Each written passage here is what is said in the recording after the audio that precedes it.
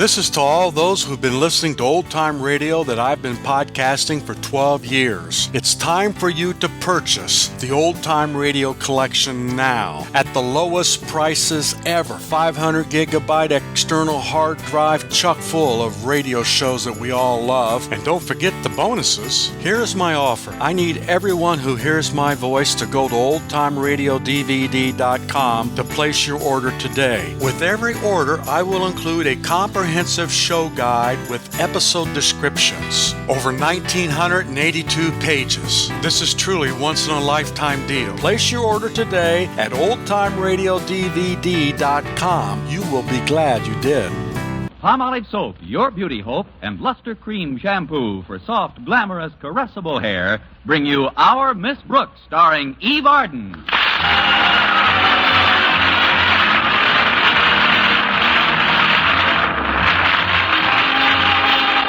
Our Miss Brooks teaches English at Madison High School. And like most other teachers, she tries to stay on the best of terms with her principal, Mr. Osgood Conklin. This isn't always easy. You see, Mr. Conklin has high blood pressure, and it's wise to take him with a grain of salt.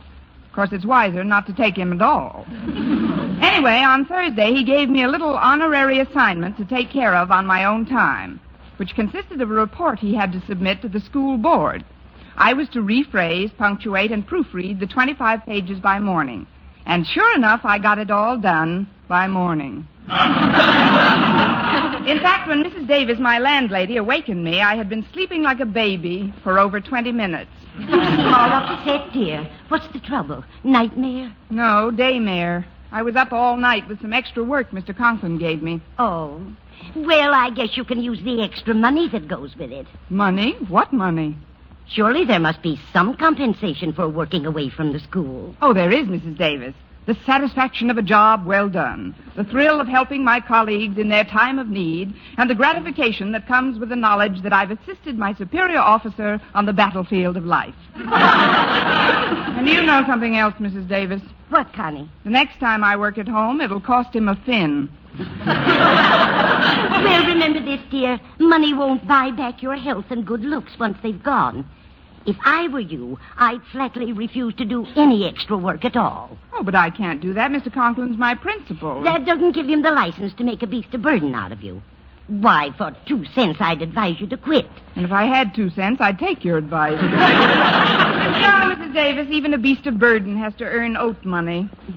Well, hurry with your shower, Connie. I've got a nice breakfast all planned for you. Oh, I won't have time for breakfast today, Mrs. Davis. Walter Denton's taking me to school in his car so I can get this report to Mr. Conklin. What's the matter with your car, Connie? I had a little trouble with the steering wheel. What kind of trouble? It came off.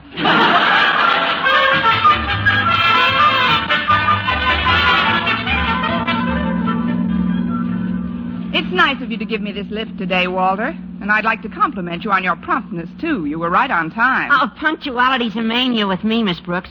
Besides, if I wasn't on time, you'd let some other kid pick you up. Like I always say, the early bird catches the worm. Well,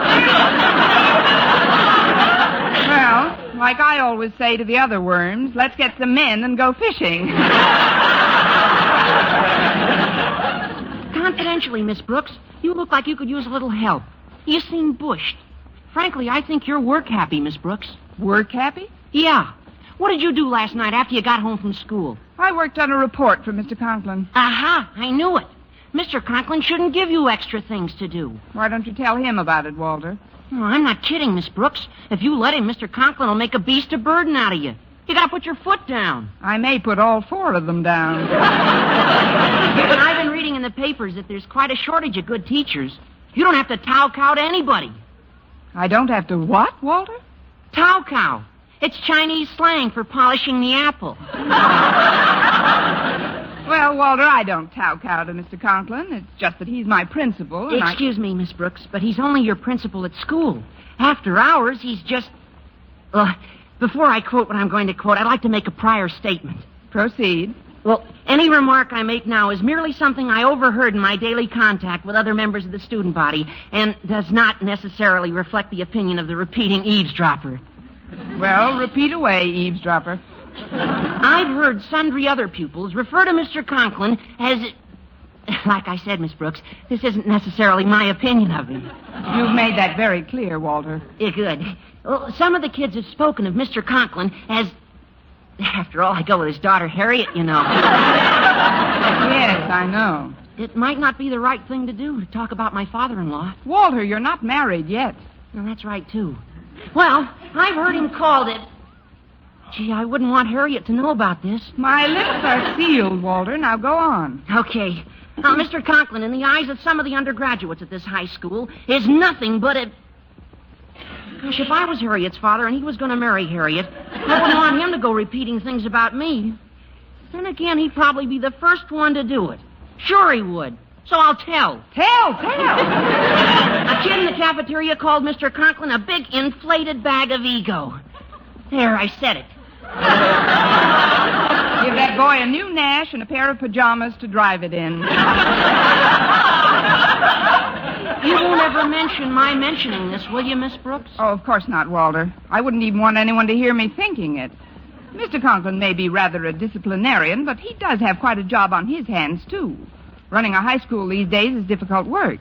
Now, just between you and me, Walter. Yes? How would you go about deflating a big bag of ego? Well, the first thing I'd do is not let him think I was afraid of my job. I'd walk in with whatever work I'd done for him last night, throw it on his desk, and say, there you are. That's the last work I do outside of my regular school duties. Take it or leave it, Buster. Well, that sounds like sterling advice, Walter, but there's just one more thing I'd like to ask you. What's that, Miss Brooks? If Buster decides to leave it, Yeah? where's the nearest local of the Beasts of Burden Union?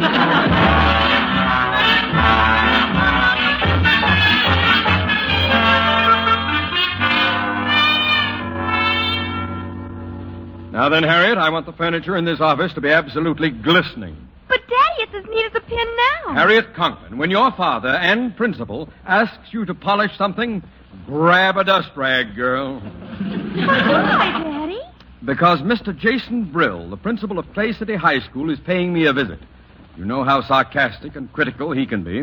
But why is he coming to Madison? Well, I'm not positive, Harriet, but I think the old pirate is here to raid one of my teachers. It's a deplorable practice, but he stole a Spanish teacher right from under the nose of Colton's principal. But, Daddy, didn't you get our new math teacher, Mr. Fain, away from Clay City? That, Harriet, is just a rumor. Mr. Payne came to Madison of his own free will. You mean he joined our faculty before you gave him your own study at home to sleep in, and promised him your car whenever he wanted it, and told him about having all his meals with us free of charge and 2 movies a week thrown in? Consider the subject closed. Now, if that Brill thinks he can sneak in here like a thief in the night... I and beg rob... your pardon. What, it's... Just call me Kettle. I'm the kettle that was being called black by that pot over there. Now, see here, Brill. I won't... Oh, excuse me. That will be all, Harriet. Yes, Daddy. Goodbye, Mr. Brill. Goodbye, Harriet. Poor girl. What do you mean, poor girl? If you've come here to get my goat, Jason Brill, On the contrary, Osgood. It's not a goat I'm after. It's an English teacher I've got my eye on. An English teacher? This is war, Osgood. But remember, you cross my frontier first. I don't know what you're talking about. I'm talking about Mr. Fain, a good, if flighty math teacher. Okay, you've got Fain, but I'm going to get the best English teacher at Madison, Miss Constance Brooks. Miss Brooks? But what made you pick her out? I'm attracted to her syntax. Very interesting, Brill, but an altogether impossible task. Why should Miss Brooks want to work for any other principal when she's used to the benevolent, tender, warm-hearted guidance of a person like myself? That's one of the things I'm depending on. Another one is a secret weapon, Osgood. You'll find out all about it when it's too late. Secret weapon? What secret weapon? It's a secret, Osgood. But believe me, it's going to work. Jason, you're being absolutely childish. There isn't the remotest possibility of Miss Brooks making any such ridiculous change as you suggest. There isn't, Dad. No, there isn't. Hey, look, Osgood, I don't want to be an old I told you so. But that's just what they said right before Jack Benny switched to CBS.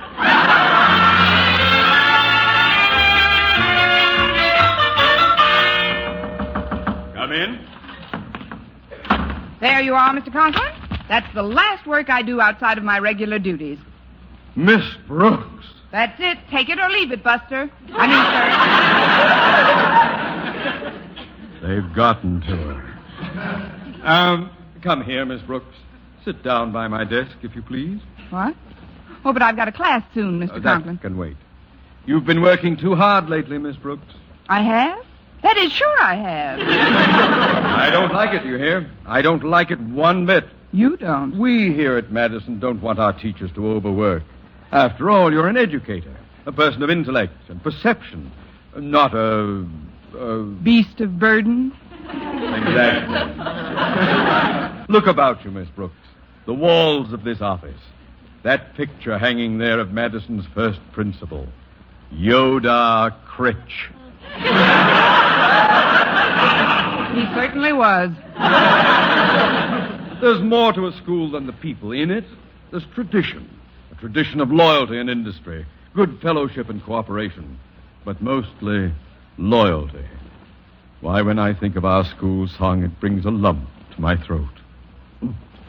Oh, Madison, thou Madison, I love the air, thou... Madison? Thou Madison. Miss Brooks, come with me to the window. These hallowed walls, this lovely ivy-covered exterior. Do you know the significance of this venerable and beloved ivy, Miss Brooks? Why, no, I don't, Mr. Conklin. Here, I'll raise the window. Here, let me help you.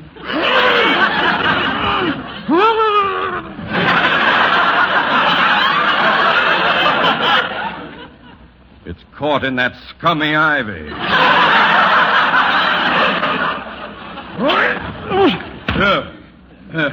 There we are.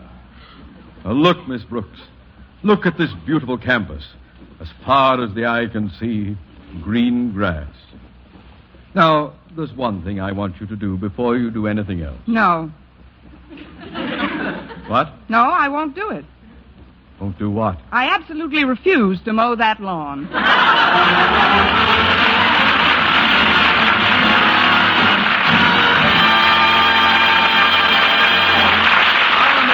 Starring Eve Arden will continue in just a moment, but first, here is Vern Smith. The makers of Palmolive soap are giving away $100,000 in prizes. First prize, $49,000, plus over 4,900 other cash prizes in the Big 49 Gold Rush Contest. Hundreds will strike it rich in this exciting Gold Rush Contest. One of them may be you. It's easy to enter. Just finish this sentence in 25 additional words or less. I like Palmolive soap because. That's all. Just 25 words or less to finish the sentence, I like Palmolive soap because. Then mail your entry right away along with a Palmolive soap wrapper. Try for your share of that $100,000 in prizes right now. Your chance of winning $49,000 is as good as anyone's. Get entry blank with complete rules from your dealer or write your completed sentence on plain paper. Include your name and address and dealer's name and address. Mail with one Palmolive soap wrapper for each entry to Gold Rush Contest, Box 49, New York 8, New York. You better write that down. Gold Rush Contest, Box 49, New York 8, New York. Enter as often as you like, including one wrapper with each entry. But hurry, the contest closes a week from next Saturday. Mail your entry right away. Get Palmolive soap right away to help win a lovelier complexion. And try for your share of the $100,000 in cash prizes.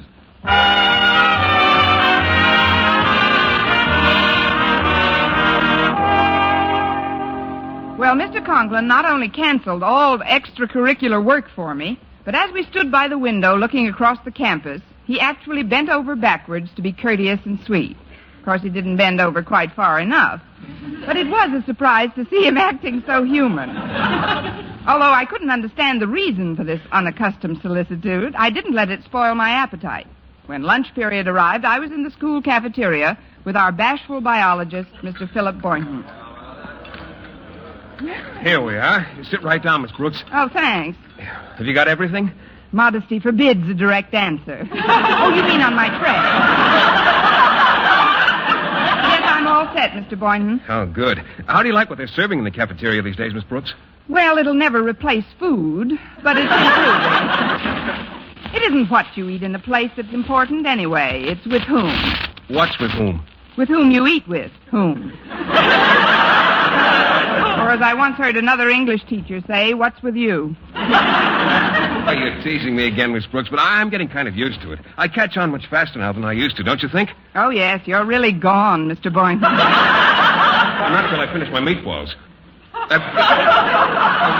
That's another one of those colloquial expressions, isn't it? Gone. I wonder what the derivation actually is. How a simple expression like the past tense of go could assume the connotation with which it's currently associated seems totally incomprehensible at first glance. Eat your meatballs, Mr. Boynton, before they get warm again. Oh, excuse me, Miss Brooks, Mr. Boynton. Well, it's Harriet Conklin. Hello, Harriet. Daddy wants to see you in his office right away, Mr. Boynton, if you don't mind. And if he does mind? Oh, please, Miss Brooks. Mr. Conklin wouldn't summon me during my lunch period unless it was something important. I think it is. Daddy sounded very urgent. Maybe some of that ivy crawled into his office. You haven't forgotten our date this afternoon, Mr. Boynton. Oh, no. I'll call for you after school and take you to the zoo. See you at 3, Miss Brooks. All right, Mr. Boynton. Mr. Boynton isn't always as romantic as you'd like him to be, is he, Miss Brooks? No, Harriet, not always. Or ever, for that matter. Well, maybe it's just as well. You know how Daddy feels about faculty members fraternizing. Not that I think Daddy's right. Sometimes Daddy can be pretty harsh. But then, if Daddy wasn't Daddy, what would he be? Mammy. I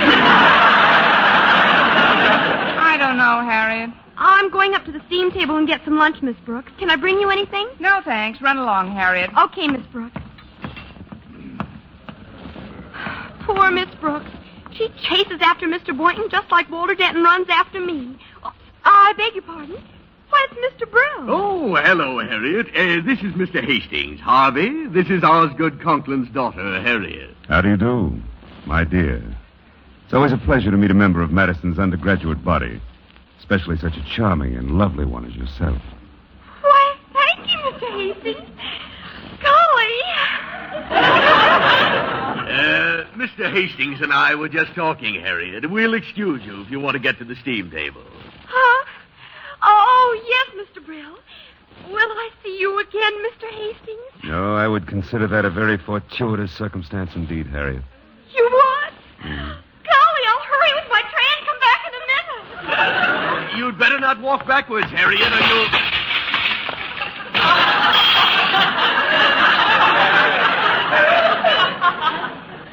She did. Hastings is marvelous. You've got something that makes women drop whatever they're doing and concentrate on you. Oh, I don't know, Mr. Brill. I just try to be pleasant to everyone. Uh-huh. Well, you keep it up. We'll have Connie Brooks in our English department in no time. Yeah, now, look, this is a good chance for you to meet her. She's seated at that table over by the wall, and she's alone. Don't tell her too much right now, but make an appointment for tea. Then we'll really go to work on her. Well, if you say so, Mr. Brill, but it does seem like a kind of dirty trick with teachers so hard to get nowadays. I think... Secret weapons don't think. They act. Now, there's Miss Brooks, Hastings. Sick her. Yes, sir. And when I bring her back and place her at your feet, I expect a whole case of strong heart.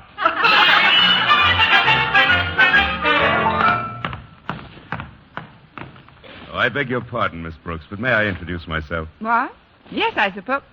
Well, I'm Constance Brooks.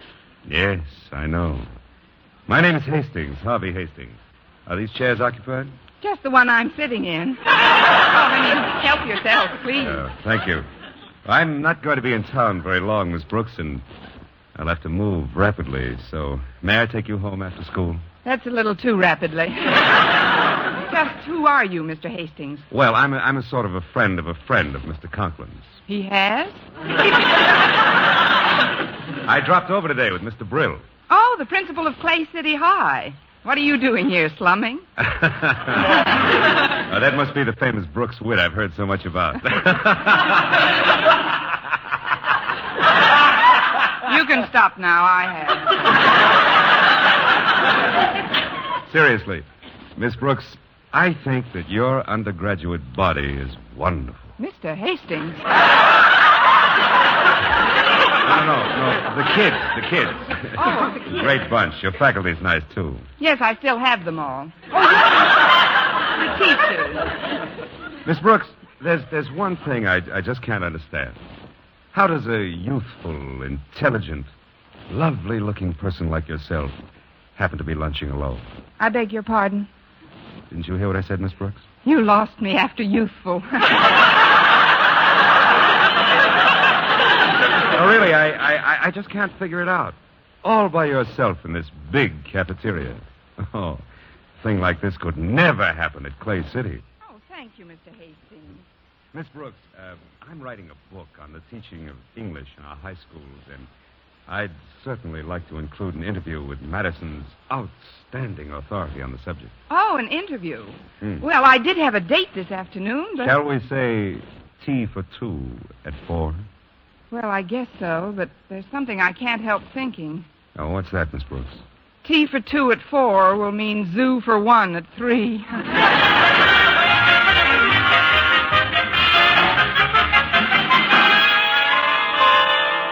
And that's why I've summoned you to my office, Mr. Boynton. Jason Brill and his secret weapon must be stopped. You've got to make Miss Brooks stay on at Madison.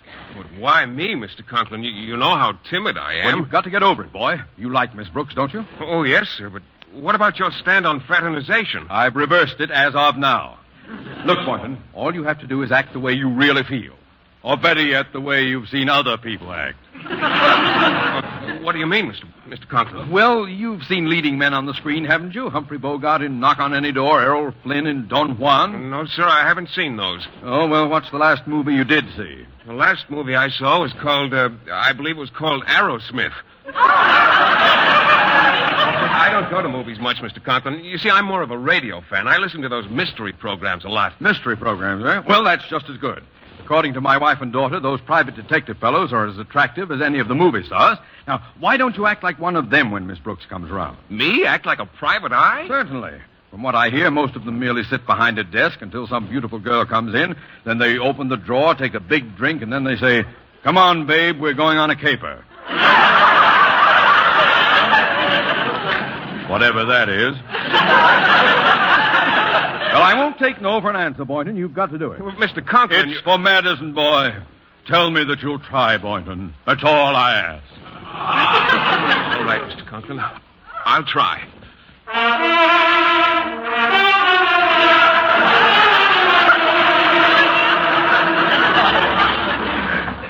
Come in. Oh, it's me, Mr. Boynton. I'm glad I caught you before you left school for the day. I won't be able to go to the zoo with you this afternoon. Mr. Boynton, did you hear what I said? What are you doing at that desk?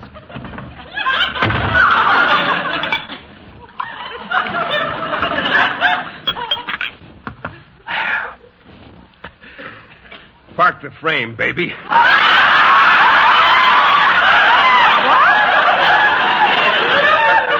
it. Right there. Now, what's the caper, sweetheart? The caper? Now, look, I know the opposition's trying to put the heist on certain persons, but we've got a few angles, too. Angles? They can't get away with it, see? Now, we've got them covered like a bubble dancer in Boston, see? And that comes right from Mr. Big, see? Thank you, Edward G. Robinson. You've got to stay here, Miss Brooks. You can't leave Madison. I don't know what their secret weapon is, but... Just a minute. Who are we now, Buck Rogers? No, it's me, Mr. Boynton. That was just distilled water I drank. Distilled water?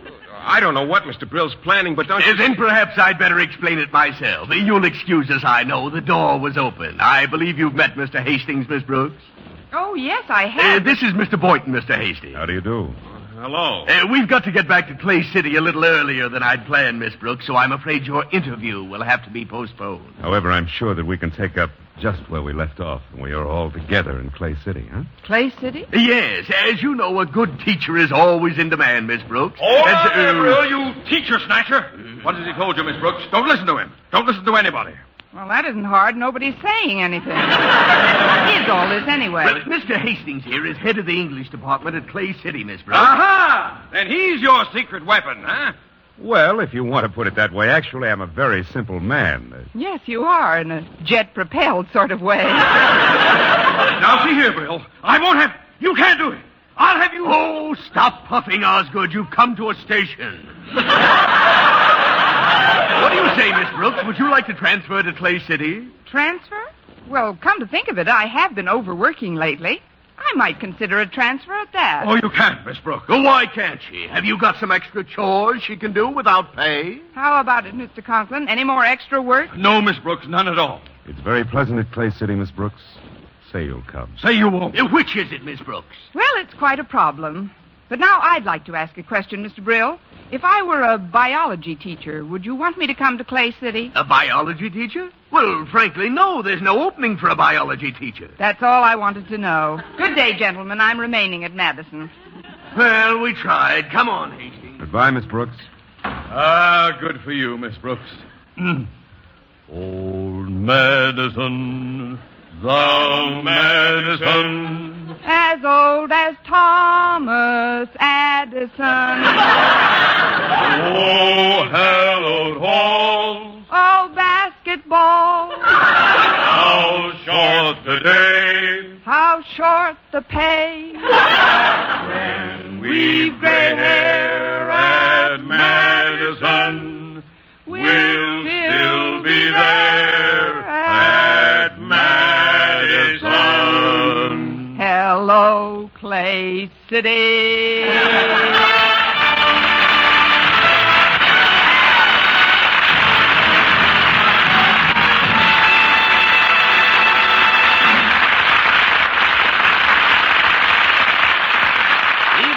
Our Miss Brooks returns in just a moment, but first... Dream girl, beautiful luster cream girl. Tonight, show him how much lovelier your hair can look after a Luster Cream shampoo. Only Luster Cream brings you Kay Daumit's magic formula blend of secret ingredients plus gentle lanolin. Gives loveliness lather even in hardest water. Glamorizes your hair as you wash it. Luster Cream. Not a soap, not a liquid, but a dainty cream shampoo. Leaves hair fragrantly clean, free of loose dandruff, glistening with sheen. Soft, manageable. Gives new beauty to all hairdos or permanents. 4-ounce jar, $1. Smaller sizes, either tubes or jars. Tonight, try Luster Cream shampoo and be a... Dream girl, beautiful luster cream girl. You owe your crowning glory to a luster cream shampoo. And now, once again, here is our Miss Brooks. Well, Mr. Conklin finally left us all alone in Mr. Boynton's laboratory. Oh, gosh, Miss Brooks, you sure had me worried. Were you really afraid I'd leave, Mr. Boynton? Oh, sure, I couldn't even talk. I was so nervous. You didn't get much of a chance. But now that we're alone, Mr. Boynton, is there anything else you want to say to me? Yes, Miss Brooks, there is. What? If we don't hurry, we'll be late for the zoo. Where are you going, Miss Brooks? What are you doing at my desk?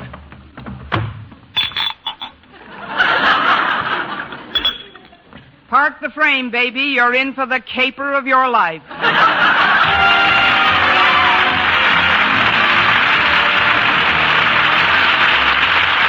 Next week, tune into another Our Miss Brooks show brought to you by Palmolive Soap, your beauty hope, and Luster Cream Shampoo for soft, glamorous, caressable hair. Our Miss Brooks, starring Eve Arden, is produced by Larry Burns, written and directed by Al Lewis, with music by Wilbur Hatch.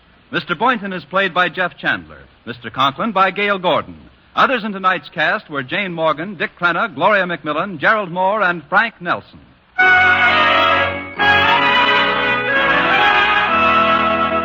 Men, do you shave with a lather or brushless shave cream? Palmolive shaving cream comes both ways, and whichever way you prefer to shave, you'll find that using either Palmolive brushless or Palmolive lather shaving cream can bring you more comfortable, actually smoother shaves. Here's the proof. 2,548 men tried the new Palmolive way to shave described on the tube. And no matter how they had shaved before, 3 out of every 4 got more comfortable, actually smoother shaves. Get Palmolive brushless or Palmolive lather shaving cream today. For mystery liberally sprinkled with laughs, listen to Mr. and Mrs. North, the exciting, fun-packed adventures of an amateur detective and his beautiful wife. Tune in Tuesday evenings over most of these same stations. And be with us again next week at this same time for another comedy episode of Our Miss Brooks. Bob Lamont speaking. Stay tuned now for Life with Luigi, which follows immediately over most of these same stations. This is CBS, where 99 million people gather every week. The Columbia Broadcasting System.